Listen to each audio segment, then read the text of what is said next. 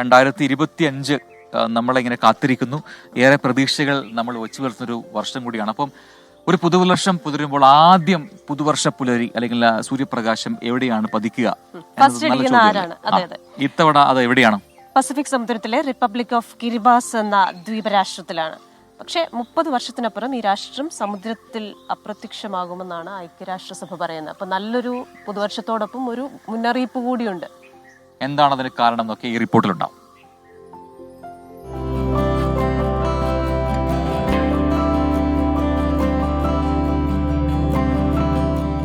ദക്ഷിണ പസഫിക് സമുദ്രത്തിലെ republic of കിരിബാസ് എന്ന ദ്വീപ് രാഷ്ട്രത്തിലാണ് ലോകം ഈ വർഷം പുതുവത്സരത്തെ വരവേൽക്കാൻ പോകുന്നത്.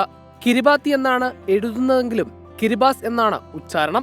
33 ദ്വീപുകൾ ചേർന്നതാണ് റിപ്പബ്ലിക് ഓഫ് കിരിബാസ്. ഇതിൽ 21 ദ്വീപുകളിൽ മാത്രമേ ജനവാസമുള്ളൂ. ഇവിടുത്തെ ക്രിസ്മസ് ഐലൻഡിൽ ഇന്ത്യൻ സമയം നാളെ ഉച്ചയ്ക്ക് 3:30 പുതുവത്സരം പിറക്കും.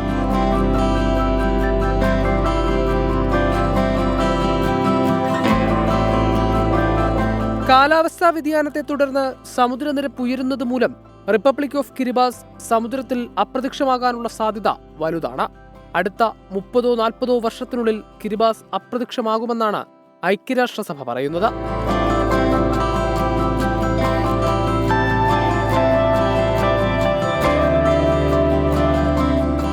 കിരിബാസിലെ മൊത്തം ജനസംഖ്യ 1.5 ലക്ഷത്തിൽ താഴെ മാത്രമാണ്.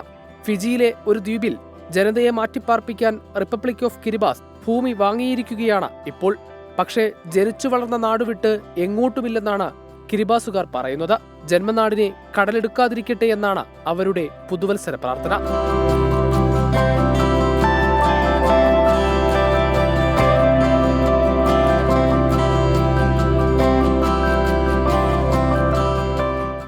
Research desk 24.